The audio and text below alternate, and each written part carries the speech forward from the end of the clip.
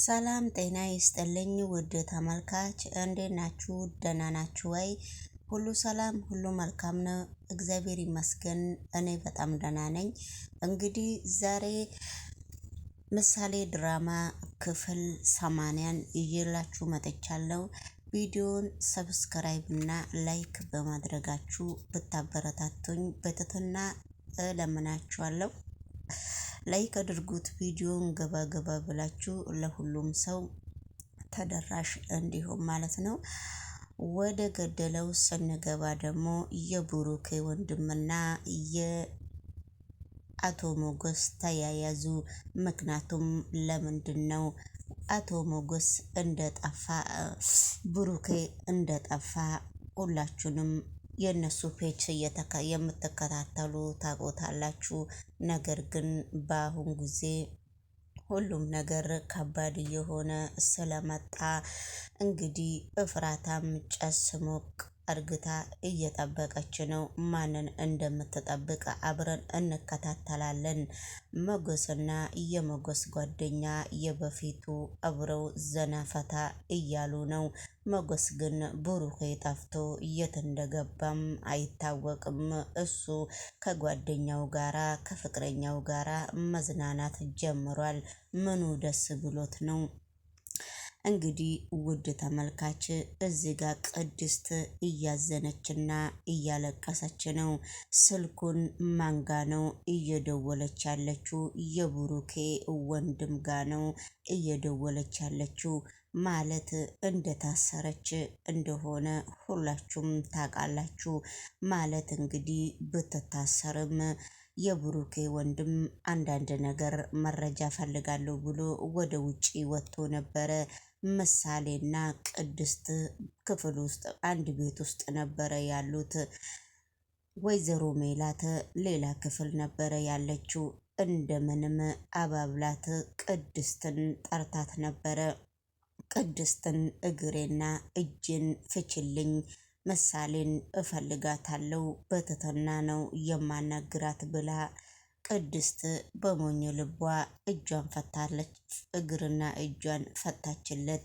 ከዛ በኋላ ከፈታች በኋላ ቅድስትን ቤት ውስጥ ፍለጋ ጀመረች። ቅድስትን ቤት ውስጥ ፍለጋ ስትጀምር እንግዲህ በመካከሉ በጣም አንቃ ይዛታለች።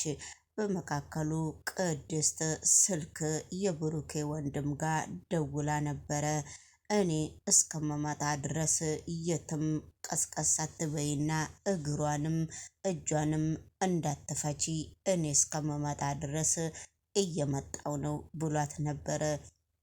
እረ ለዛ አትደርስም፣ ቶሎ ቶሎ ድረስ፣ እኔ እኮ ፈትቼላታለሁ፣ እያነቃቻት ነው፣ እየገደለቻት ነው፣ እባክህ ስትል ነበረ።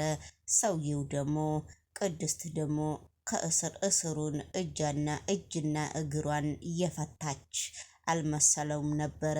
ቅድስት በጣም ነው የደነገጠችው፣ በጣም ነው እያዘነችው። ቅድስቴ የአደራ ልጅ እስከሆነች ድረስ አባቷም በምን ምክንያት የት እንደገባ አይታወቅምና እስካሁን ስለ አባቷም በጣም እያሰበች ነበረ ቅድስት።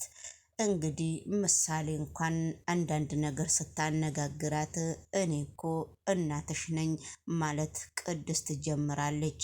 ነገር ግን ሁሉም እንዳለ ይሁንና ሁሉም ነገር እግዚአብሔር የፈቀደው ነገር ነው የሚሆነው።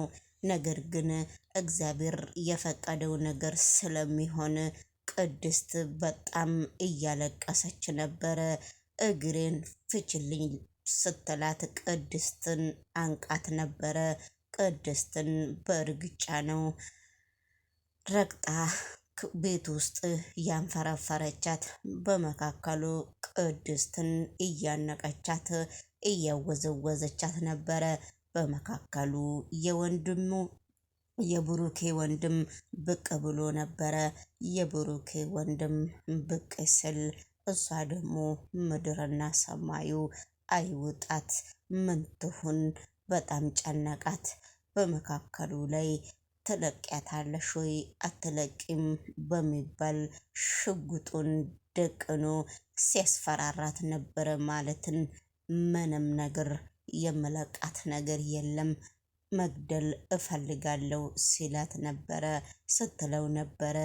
በስተመጨረሻ ላይም ማስጣል ሲያቀተው ደቂቃ መቁጠር ጀመረ። ደቂቃ ሲቆጥር 1 2 3 ሲል እንደምንም እየተንቀጠቀጠች ነው ወይዘሮ ማለት ምሳሌን የለቀቀቻት። ምሳሌን ከለቀቀቻት በኋላ ቤት ውስጥ ቁጭ ብላ ነበረ። ከዛ በኋላ ምሳሌን ሳሟትና አይዞሽ አሏትና የአጎቷና ስለ ጤንነቷ ስጠይቃት አጎቴ እግዚአብሔር ይመስገን እኔ አሁን ደህና ነኝ፣ ሁሉም ነገር አማን ነው ብላ ላጎቷና ለቅድስት ስትመልስ ነበረ። ነገር ግን እንደዛ ቢሆንም ቅድስት በጣም ደንግጣለች። ልጅቷ አትናገርም እንጂ ነገሮቹ ግን ከበድበድ ቢሉም ወይዘሮ ማለት ዛሬም ነገም እንደ ውሻ ሆና ቤቱ ውስጥ እያባረሯት ነበረ። ነገር ግን ለሷ ዳጣም በጣም ዛቻ እያረገችባት ነው። እንግዲህ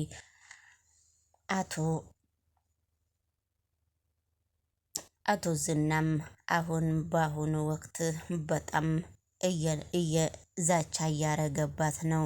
ወይዘሮ ኤፍራታም እንግዲህ በጣም እህቴ አይደለችም የአክስቴ ልጅ ነች በማለት እየካደቻት ነው። እንግዲህ አንድ ቦታ እራት ተሰብስበው እነመጎስ የብሩኬ ወንድም ሁላቸውም የመጎስ ፍቅረኛም ሁላቸውም ምግብ ቤት ተሰብስበው ነበረ ስለ እነሱ የሚያወሩት። ግን የብሩኬ ጓደኛ እባካችሁ ተዋት፣ ልቀቋት ካለችበት ቦታ ማለትም ብላ ስትለምንላቸው ነበረ። ነገር ግን ዳጣ እንደዚህ ያለች ሙስሊምም ክርስቲያንም ብስሚላ ይላል፣ ሙስሊሙም ክርስቲያንም በስማም ስልኮ ሰይጣኑ ይሸሻል። እሷ እኮ እየተረገመች ሰይጣን ነች። እንዴት እሷን ልቀቁት ያለሽ ችግርሽ አንቺስ ምንድነው ብላ ዳጣ ስትጠይቃት ነበረ የመጎስን ጓደኛ። ነገር ግን ሁሉንም ነገር ከባድ አርግተው ነው እያዩ ያዩት።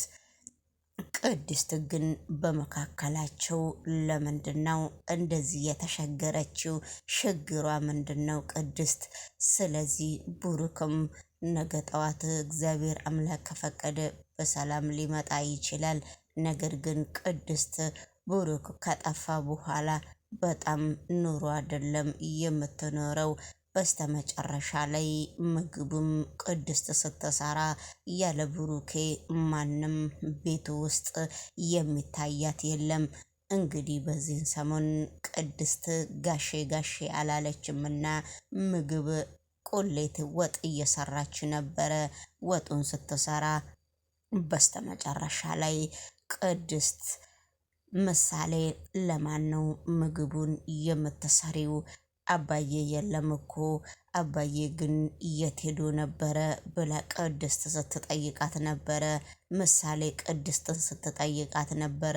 ነገር ግን በቂ መልስ አልመለሰችላትም። ነገር ግን ይመጣል እኔ እኮ ነኝ እናትሽ ብላ ስታስረዳትም ልጅቷ ሁሉንም ነገር ስለምታውቅ ማስረዳትም መረዳትም አትፈልግም። ነገር ግን ዳጣ ቅመሟ ምግብሽ ይህን ሰሞን በጣም ነው እየራበኝ እየጣመኝ እያለው ቅመሟ ምግብሽ እኮ ይጣፍጣል ብላ እኮ በአካል አታውቂያት ማለት እኮ አውሬ ናት። ሰይጣን ራሱ በስማም ወይ ቢስሚላ ስትይ እኮ ይሸሻል። ይቺ